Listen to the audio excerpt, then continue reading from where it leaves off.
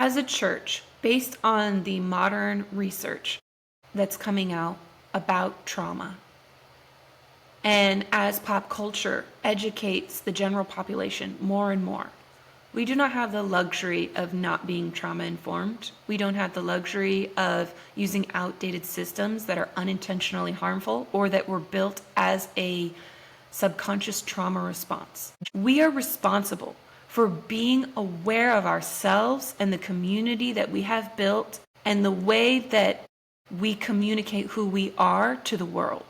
We are responsible for that. Be all things to all people. I love Paul because he wrote the gospel down in different books to different people groups, and each one carries the same truth, but it sounds a little bit different because he's taking his listener into consideration. He's taking their worldview and their culture and their development into consideration, and he's communicating the eternal truth of Jesus in a way that they can understand. I'm not suggesting that we try to build churches that are safe places for everyone all at once. I don't think that's realistic.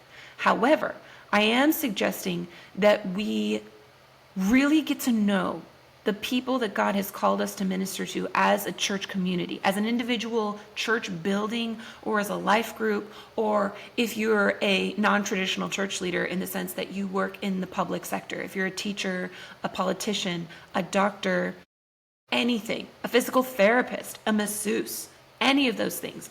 Think about the people who are walking through your door, and how can you build an environment that is trauma informed, that is aware of the fact that in order for them to be in relationship with you and for you to be in relationship with them, you are both going to have to overcome a trauma response.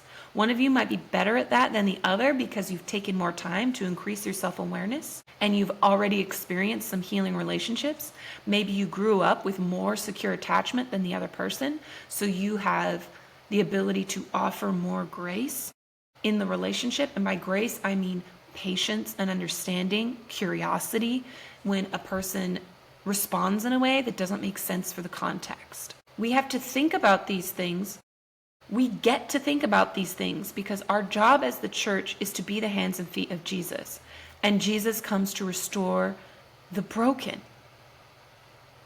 If our churches are not aware of the wounds that people have when they come through our doors, how can we restore their broken wounds? If someone walks into a hospital and the doctor doesn't acknowledge that they have a broken leg, they're going to have a poor experience.